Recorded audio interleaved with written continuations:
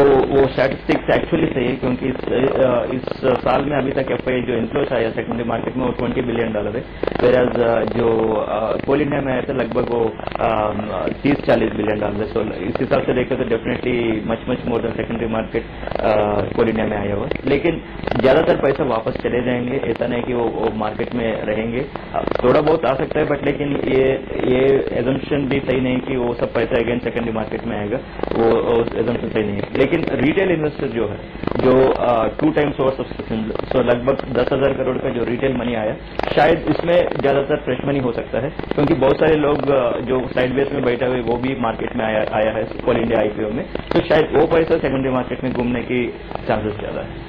लेकिन वो पैसा कहाँ पर आपको लग रहा है इन्वेस्ट होता दिखेगा मिस्टर जगन्नाथन? जैसे आपने खुद ही कहा रिजल्ट सीजन सो रहा है, ज्यादा कुछ एक्साइटमेंट अब तक तो फिलहाल नहीं देखी गई है, तो कहाँ पर आपको लग रहा है वो पैसा कमिट आ सकता है, हो सकता है? देखिए, अगर मार्केट में अगर नया पैसा आ रहा है तो वो नेचुरल टेंडेंसी जो जहां मोमेंटम ज्यादा स्ट्रांग दिख रहा है, सो बैंकिंग है, ऑटोमोबाइल्स, उसमें जाने की चांसेस ज्यादा है, क्योंकि फ्रेश मनी कभी आता है वो कहीं भी एक्शन ज्यादा है उसमें जाने की ट्राई करता है। और बट लेकिन वही है, I mean overall market trend देखे अगर जो एक सिंगल वर्ड में अगर कहना चाहते हैं, डॉलर विल डिसाइड मार्केट यहाँ से कहाँ जाएंगे।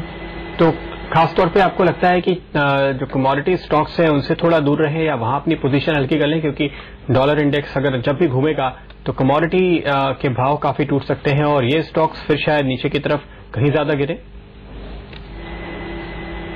सही बात है, क्योंकि अगर कभी भी डॉलर इंडेक्स गिरता है, 2 चीजें होता है, वन बेस कमोडिटी का प्राइस भी कमोडिटी इंडेक्स के हिसाब से उसमें भी दिक्कत आता है, ऊपर से स्टॉक मार्केट का ऑलरेडी प्रेशर भी होता है, सो दोनों चीज मिक्स होके और कमोडिटी स्टॉक्स में प्रेशर और ज्यादा होने की संभावना है।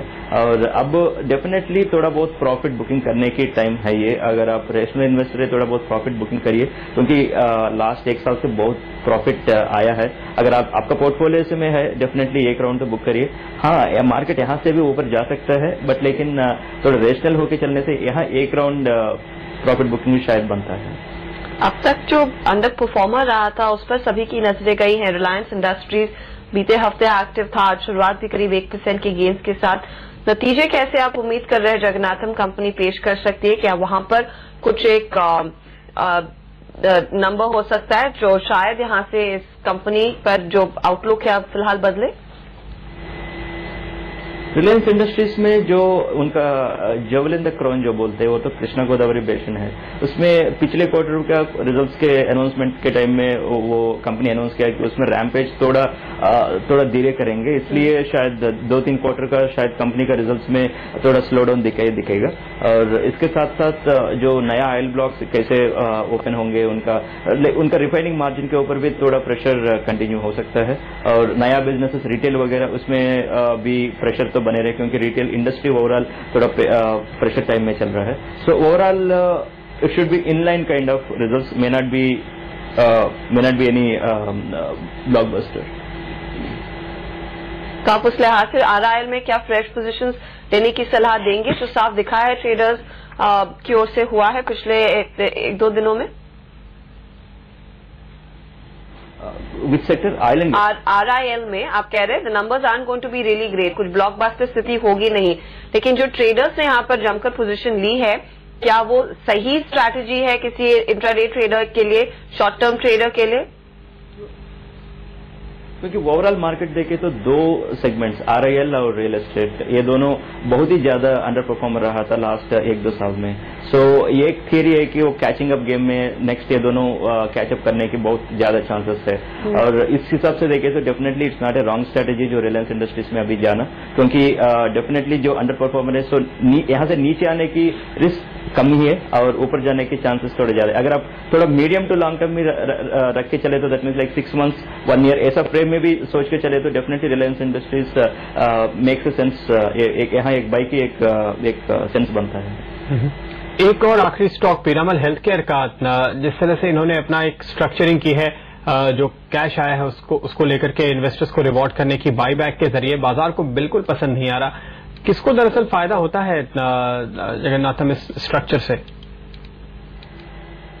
दो चीजें हैं। वन इज डेफिनेटली कंपनी जो स्ट्रक्चर अनाउंस किया, जो टैक्स के वजह से वो डिविडेंड नहीं देंगे और बाईबैक देंगे, दैट इज वन पॉइंट जो मार्केट क्लोजली ऑब्जर्व कर रहे हैं। दूसरा चीज है बाईबैक का जो मोडस ऑपरेंडी है वो टेंडर रूट चूज किया था। जनरली आजकल तो 99% of the buyback programs market में ओपन मार्केट परचेज होता है, मेरे तो यहाँ टेंडर है। दैट मीन्स आपके पास 100 शेयर्स है, वो कंपनी 20 शेयर्स खरीदे हैं। अगर आप 100 शेयर्स पूरा बेचना चाहते हैं आप बेच नहीं सकते, या अगर आप बिल्कुल ही सो इस हिसाब से क्या है कि वो प्रोपोर्शनेट पार्टिसिपेशन की एक सिचुएशन क्रिएट हुआ है। और कंपनी का वैल्यूएशन जो बाईबैक प्राइस अनाउंस किया इस हिसाब से 12,000 करोड़ की वैल्यूएशन बनती है, लेकिन कंपनी का इंट्रिंसिक वैल्यू इससे ज्यादा बहुत ज्यादा होने की चांसेस है।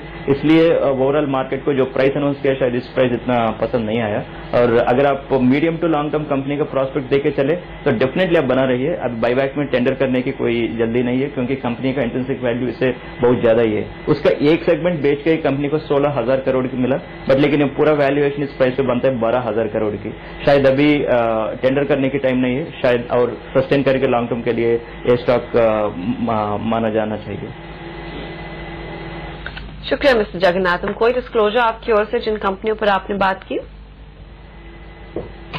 इसमें कोई ना कोई एडवाइस और position SMC as a broking house होगा ही, बट लेकिन पर्सनल होल्डिंग कोई नहीं। धन्यवाद हमारे लिए समय निकालने